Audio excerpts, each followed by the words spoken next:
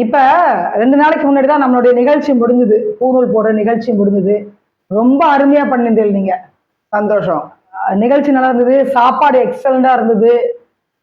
நான் first time இப்பதான் பார்த்துருக்கேன். நம்ம சமூகத்துல வந்துட்டு எப்படி பூணூல் போடுவா, அந்த நிகழ்ச்சி எப்படி நடத்துவான்னு இப்பதான் நான் ஃபர்ஸ்ட் டைம் பார்த்துருக்கேன். ரொம்ப பிரம்மாண்டமா இருந்துச்சு. அந்த கலாச்சாரம், அந்த பண்பாடு, நம்ம சமூகத்துக்கான விஷயங்கள்லாம் பார்க்கும்போது ரொம்ப மகிழ்ச்சியா இருந்தது. நன்றி. இந்த பூணூல் போடுற சமாச்சாரம் இது எப்படி நீங்க ஆரம்பிச்சீங்க? எப்படி இந்த நிகழ்ச்சியை வந்து நடத்துனீங்க? பூணூல் போடுறது எதற்காக அப்படின்றத கொஞ்சம் தெளிவா சொல்லிடுங்க. இந்த உபநயனம் அப்படிங்கிறது பிராமண சமுதாயத்துக்கு மட்டும்தான் உண்டு. நிறைய பேர் பூணூல் போட்டுப்பா. நிறைய மதத்தவர், நான் இப்ப எந்த மதத்தையும் பர்டிகுலரா சொல்லல. நாளைக்கு இதை யாராவது கொண்டு போய் ஒரு அரசியலாக்கி பிரச்சனை பண்ணாதீங்க. இது வந்து மத சம்பந்தப்பட்டது எல்லாம் கிடையாது. ஒரு கலாச்சாரத்தை பத்தி தான் நான் இங்க சொல்றேன். பூணூல் வந்து நிறைய பேர் போட்டுப்பாங்க. ஆனா அவங்க எல்லாம் கல்யாணத்தன்னைக்கு தான் போட்டுப்பாங்க. பர்டிகுலரா இந்த பிராமண சமுதாயத்தை சேர்ந்தவர்களுக்கு மட்டும்தான் இந்த உபநயனம் அப்படிங்கிறது ஒரு பெரிய ஒரு வைபோகமா கொண்டாடுவாங்க. யஜுர், சாமம், அதர்வண வேதம். அதர்வண வேதங்கிறது மற்றவர்கள் எல்லாரையுமே குறிக்கக்கூடியது. இந்த 3 வேதங்கள் மட்டும் பிராமணர்களுக்குன்னு உரிய வேதம் அது. இந்த வேதத்திலேருந்து இந்த முதல் நாள் வந்து பூர்வாங்கன்னு சொன்ன பூணூலுங்கிறது வந்து 5, 7, 9 வயசுல போடணும். 5 வயசுல போடுறது கொஞ்சம் சிரமம். ஏன்னா குழந்தைகளுக்கு பேச்சுவார்த்தைகள்லாம் வராது, கொஞ்சம் ஆச்சாரத்தை கடைபிடிக்கிறது கஷ்டம். அதனால 7, 9 அந்த வயசுல போட்டால் ரொம்ப விசேஷம். அந்த விசேஷப்பட்டு தான் பசுமரத்தை ஆணி போல பதிஞ்சிருக்கு அப்படின்னு சொல்லுவா. அதே போல சின்ன வயசுல அந்த மந்திரத்தை வந்து பிரம்ம உபதேச வாத்தியார் காதுல சொன்னார்னா மாதிரி பேர் ஒரு பட்டு போட்டு போத்தி அந்த வாத்தியார் அந்த இதை சொல்லுவார். சொல்லும்போது குழந்தைகளுக்கு வந்து அது மந்திரம் அது காதுல ஏறிடும். ஏறி மெயின்ல ஏறி அப்புறம் அவள் ரெகுலரா பண்ண ஆரம்பிச்சிருவா. அதாவது பிராமணாலே நிறைய இருக்குது. திருச்சி பக்கம் போனீங்கன்னா கன்றமாணிக்கம்னு சொல்லுவா. அதுலயே மயநாடு கன்றமாணிக்கம் இருக்கு. அப்புறம் திருநெல்வேலி சைடு போயிட்டா அஷ்டசாஸ்திரம். இந்த மாயவரம், கும்பகோணம், திருவாரூர் இந்த சைடு வந்தேன்னாக்க உங்களுக்கு வந்து வாத்திமா, 18 கிராமத்தை வாத்திமா சொல்லுவா. அந்த 18 கிராமத்தை வாத்திமா அந்த 18 கிராமத்துல தான் பொண்ணு எடுப்பா, பொண்ணு கொடுப்பா, வெளியில கொடுக்க மாட்டான். அதே போல அஷ்டசாஸ்திரம், வடமா, பிரகஜனம், அப்படி நிறைய அதோடைய பிரிவுகள் நிறையா இருக்குது பிராமணர்களே. ஆனால் எல்லாருக்குமே இந்த பூணூல் கல்யாணம் உண்டு. பூணூல் போட்டாதான் அந்த பையன் வந்து ஒரு பிராமண பையனை ஆகிறான். அதுக்கு முன்னாடி அவன் சாதாரண ஒரு பையனா இருக்கான். அதுக்கு தான் பூர்வாங்கன்னு சொல்லிட்டு முதல் நாள் வந்து வாத்தியார் ஒரு 8, 9 வாத்தியாரை வச்சு 2 கலசங்கள் வச்சு எல்லா வேதங்கள் இருந்தும் ருக்வேதம், கொஞ்சம் எதிர்வேதம், சாமவேதம், மதுரவண வேதம், எல்லா வேதத்திலேருந்தும் உள்ள முக்கியமானது எல்லாத்தையும் கொஞ்சம் கொஞ்சம் கொஞ்சம் எடுத்து அந்த வாத்தியார் அந்த கலசத்துல ஆவாகனம் பண்ணி, அந்த பையன் இதுக்கு முன்னாடி ஏதாவது சாப்பிட்டுருப்பான், இங்க தூங்கியிருப்பான், கண்ட இடத்துல படுத்திருப்பான், இதெல்லாம் பண்ணியிருப்பான். அவனை அந்த மந்திரங்களை சொல்லி அந்த ஜலத்தை அபிஷேகம் பண்ணும்போதுதான் அந்த பையன் பிராமணன் ஆகிறான். இது முதல் நாள் பண்ணுவான். முதல் நாள் இது பூர்வாங்கன்னு பேரு. இதை பண்ணி முடிச்சுட்டு அந்த கலசத்தை எடுத்துருவா. சரியா போச்சு. அடுத்த நாள் காத்தால வந்து நாந்தின்னு சொல்லுவான். இந்த நாந்திங்கிறது என்ன, முன்னோர்கள் நம்ம பாத்துல முன்னோர்கள் ஜென்ஸ் எல்லாம் சொல்லுவோம்ல, லேடிஸுக்கு வந்து சுமங்கலி பிரார்த்தனைகள்னு சொல்லுவோம், ஜென்ஸுக்கு வந்து இந்த நாந்தி அப்படி சொல்லுவோம்.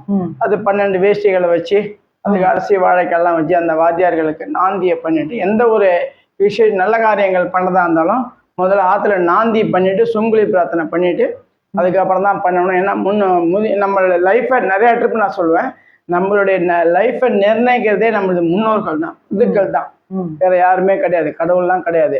கடவுள்கிட்ட கொண்டு போய் காட்டுறதே அவ தான். நம்மள ஒரு வயசுல கூட்டிட்டு போய் இது பிள்ளையாரே சுக்லாமிர்தம் கொட்டிக்கோ, இது அம்பாள் நமஸ்காரம் பண்ணிக்கோன்னு அவ தான் சொல்லி கொடுக்குறான், முன்னோர்கள் தான் சொல்லி கொடுக்குறான்.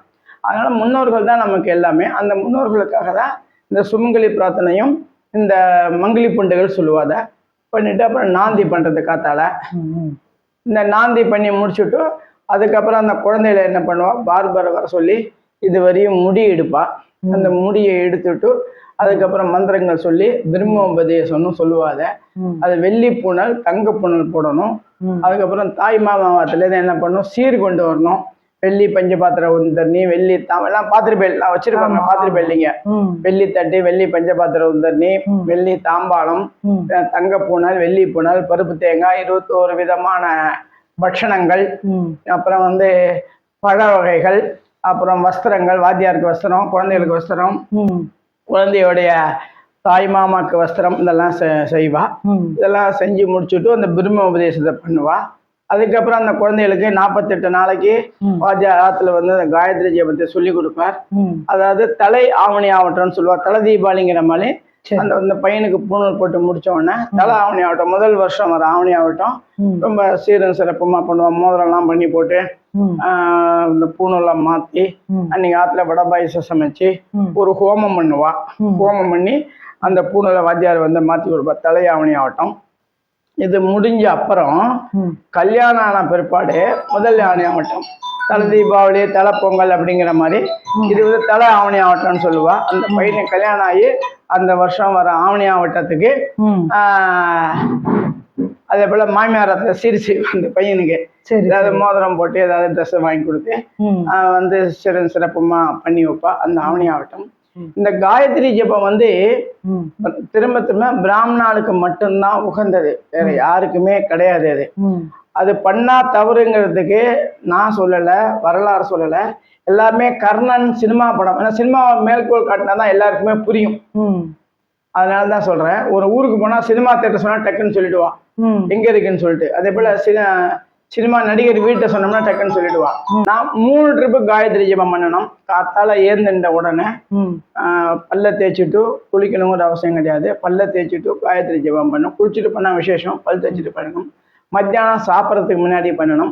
ராத்திரி சாயந்தரம் ஒரு ட்ரிப் பண்ணணும். 3 வேளை பண்ணணும். சாப்பிடும்போது அப்படியே எடுத்து சாப்பிடக்கூடாது.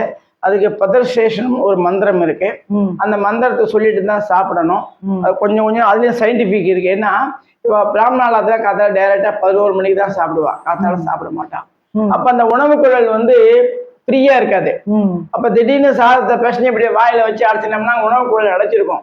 அதனால சயின்டிபிக்கா என்ன பண்ணுவாங்க, அச்சுதாய நமகா, ஆனந்தாய நமகா, கோவிந்தாய நமகா, கேசவா, நாராயணா, மாதவா, கோவிந்தா, விஷ்ணு, மதுசூதனா, திரிவிக்ரமா, பத்மநாபா, தாமோதரா சொல்லிட்டு ஒரு அக்ஷத சாதமா எடுத்து அவ போட்டுப்பா. அந்த ஒரு சாதமா அந்த மந்திரங்களை சொல்லி அப்படி போடும்போது என்ன ஆயிடும் கேட்டீங்கன்னா அந்த உணவு குழல் ஃப்ரீ ஆயிடும். அதுக்கப்புறம் ஒரு உத்தரணி ஜலத்தை விட்டு இப்படி குடிப்பா. குடிக்கும் போது உணவு குழல் ஃப்ரீ ஆயிடும். அதுல சயின்டிபிக் இருக்கு. அதாவது காயத்ரி மந்திரம் சொல்லும் போது சயின்டிபிக் இருக்கு. இப்படி மூக்க பிடிச்சுன்னு சொல்றோம். மூக்க பிடிச்சுன்னு பிராணாயாமம் மாதிரி ஆகும். அது அப்ப என்ன ஆகும், உங்களுக்கு ஹார்ட் அட்டாக் வராது. அந்த காலத்துலாம் ஹார்ட் அட்டாக் வராத காரணம்னா அந்த பிராணாயாமம் சொல்லிட்டு பண்ணுவான். மூக்க பிடிச்சிட்டு இதை பிடிச்சிட்டு ஓம் போ பஸ்வா பர்கோ தேசிய தீயோதி ஒன்ன பிரஜோதியா சொல்லிட்டு அப்புறம் சொல்லும் போது என்ன ஆயிடும், இப்படி மூச்சை விட்டு விட்டு இழுக்கும் போது காதுக்கும் போகும்போது ஒரு கனெக்ஷன் இருக்கு. அப்போ அந்த ஏர் வந்து போய் வந்துட்டு இருக்கும்போது உங்களுக்கு ஹார்ட் அட்டாக் வராது. அதனாலதான் அது பண்றா. 3 வேளை காயத்ரி ஜெபம் பண்ணணும். காயத்ரி ஜெபம் பண்ணினா புண்ணியம் வந்துருத்தோ நான் பெரிய ஆளாயிட்டு நினைக்க கூடாது. காயத்ரி ஜெபம் கட்டாயம் பண்ணி ஆகணும். பண்ணாட்டா பாவம். நான் எங்க அப்பா வச்சு 100 வயசு வரையும் சாதம் போட்டேன், அவளுக்கு எல்லாம் பண்ணினேன், நான் பெரிய தியாகினா தப்பு. அப்பாவுக்கு செய்ய வேண்டியது கடமை. உங்க அப்பா உன்னவளதான் நீ அதுக்கு பண்ற. அதே போலதான் அந்த காயத்ரி ஜெபம் வந்து அது கட்டாயம் பண்ணி ஆகணும்.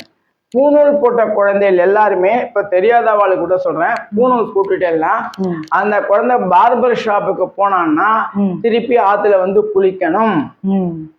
அதே போல யாராவது பெரிய டெத்து அதுக்கு போயிட்டு வந்துட்டாக்கா திருப்பி அந்த பூணலை மாற்ற, சும்மாலாம் பூணலை மாற்றக்கூடாது. அதுக்கு காயத்ரி ஜெபம் இருக்குது. காயத்ரி ஜெபத்தை சொல்லிதான் பூணலை மாற்றணும். அதே போல தூரமனா கிட்டக்க தொட்டுட்டாலே அந்த பூணலை மாற்றி ஆகணும். திருப்பி சொல்ற மாதிரி இருக்கும், பார்பர் ஷாப் போனா மாற்றணும், டெத்து அது சாவு வீட்டுக்கு போனா மாற்றணும், தூரமனால தொட்டா பார்க்கணும். அதே போல வெளியில போயிட்டு வரோம், ஸ்கூலுக்கு காலேஜுக்கு ஆபீஸுக்கு போயிட்டு வந்தேன்னாக்க நேர குளியல் அறைக்கு போய் அந்த ட்ரெஸ் எல்லாம் அவுத்தங்க போட்டுட்டு குளிக்கணும். குளிக்க முடியாட்டா சில பேருக்கு உடம்பு ஒத்துக்காது, கைகாலையாவது அலம்பிண்டு வந்து விபூதியை இட்டுண்டு அந்த காயத்ரி ஜெபம் பண்ணிட்டு அதுக்கப்புறம் தான் சாப்பிடணும். இந்த காயத்ரி ஜெபத்தை கட்டாயம் பண்ண வைக்கணும். அப்படி பண்றதுக்கு வாத்தியார் கிடைக்காட்டா யூடியூப் சேனல்ல நிறைய இப்ப எல்லாம் வந்துருத்தோம். 4 வேதங்களுக்கும் தனித்தனியா வந்துருத்தோம். அந்த காயத்ரி ஜெபத்தை பண்ணணும். காயத்ரி ஜெபம் வந்து அவ்வளவு விசேஷமானது. இதை வந்து இந்த குறிப்பிட்ட வயதுக்குள்ள போட்டுட்டோம்னா ரொம்ப விசேஷம். அதனால இந்த பூணலை எல்லாருமே அந்த பிராமணாலா பிறந்தவங்க எல்லாருமே காலகாலத்துல போடுங்க. எல்லாருமே வெள்ளி தட்டி, வெள்ளி பஞ்சபாத்திர தண்ணி, வெள்ளி சொம்பு கொடுக்கணும் அவசியம் கிடையாது. இருக்கிறவா கொடுக்கலாம், இல்லாதவா பித்தளையில போடலாம். 2வது பிராமண சங்கத்துல எல்லாருக்குமே ஃப்ரீயா போட்டு தரான். அங்க பக்கத்துல உள்ள பிராமண சங்கத்தை போய் நீங்க அணுகினேன்னாக்க உங்க பேரு நட்சத்திரம் கோத்திரம் எல்லாத்தையும் ரிஜிஸ்டர் பண்ணிட்டு வந்துட்டேன்னா அவளே வந்து சமஷ்டி பூனல்னு சொல்லுவா. இதை போடும்போது உங்களை கூப்பிட்டு வச்சு இதே மந்திரங்கள்லாம் கொஞ்சம் கூட மாற்றவே மாட்டா.